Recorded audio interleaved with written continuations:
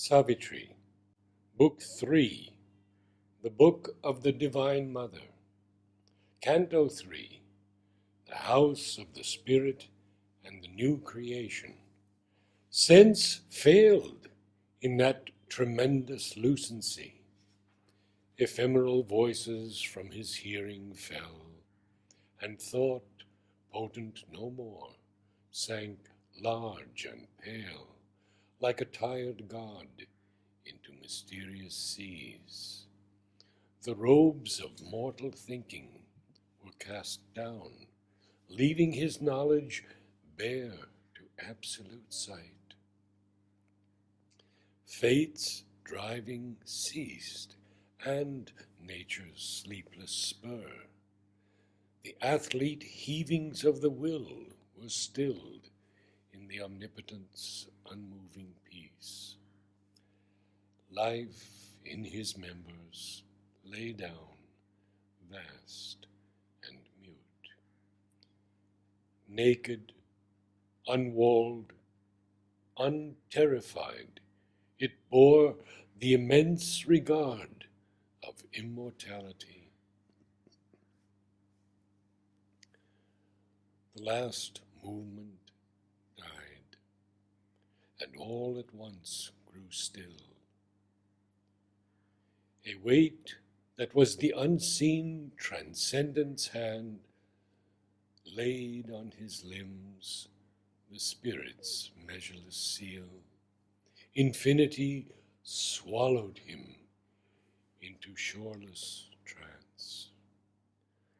As one who sets his sail towards mysteried shores, driven through huge oceans by the breath of God, the fathomless below, the unknown around.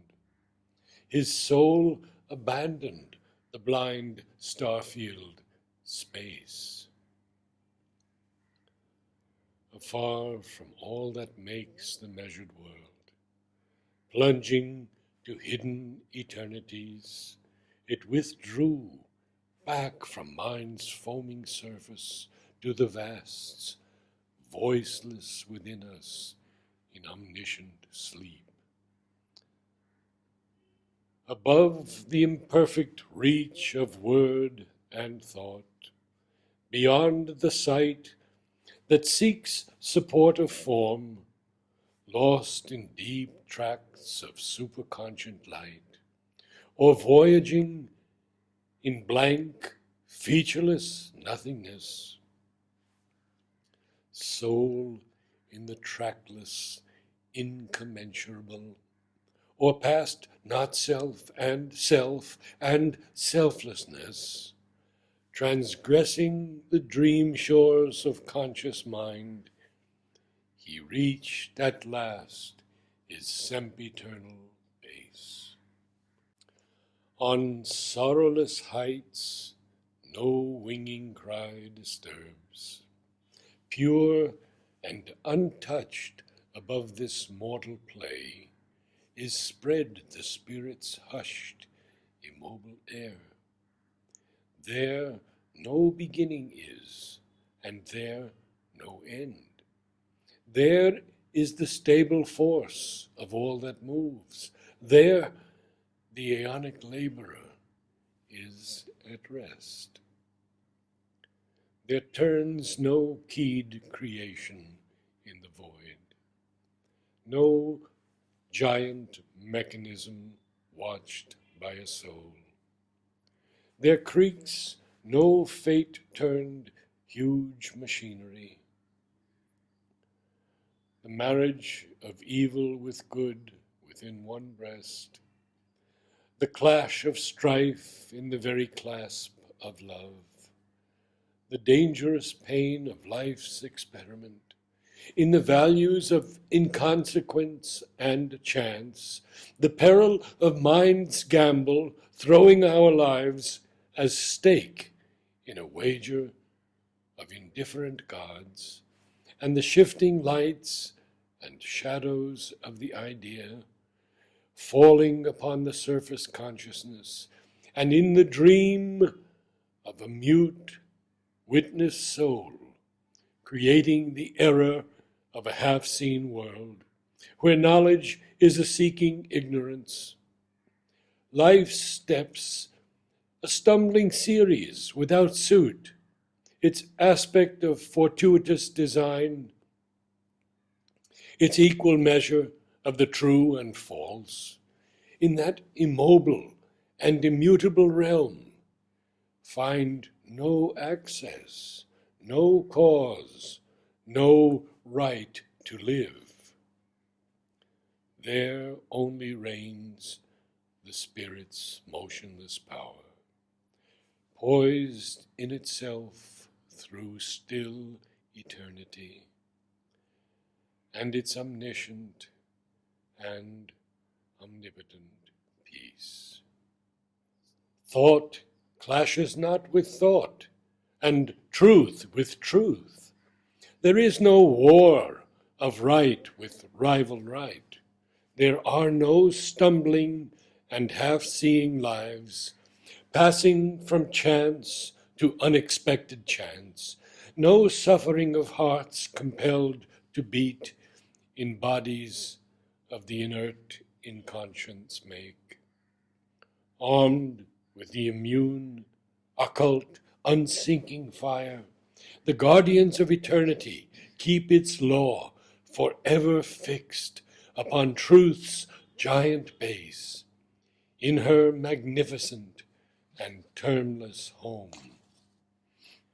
There, nature, on her dumb spiritual couch, immutably transcendent, knows her source, and to the stir of multitudinous worlds assents unmoved in a perpetual calm, all causing, all sustaining, and aloof.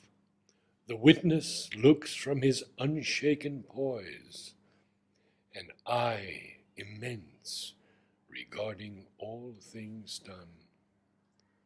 Apart, at peace above creation's stir, immersed in the eternal altitudes, he abode defended in his shoreless self, companioned only by the all-seeing One. A mind too mighty to be bound by thought, a life too boundless for the play in space, a soul without borders, unconvinced of time. He felt the extinction of the world's long pain. He became the unborn self that never dies. He joined the sessions of infinity. On the cosmic murmur, primal loneliness fell. Annulled was the contact formed with time-born things. Empty grew nature's wide community. All things were brought back to their formless seed. The world was silent for a cyclic hour. Although the afflicted nature he had left maintained beneath him her broad, numberless fields, her enormous act receding, failed remote, as if a soulless dream at last had ceased. No voice came down from the high silences. None answered from her desolate solitudes.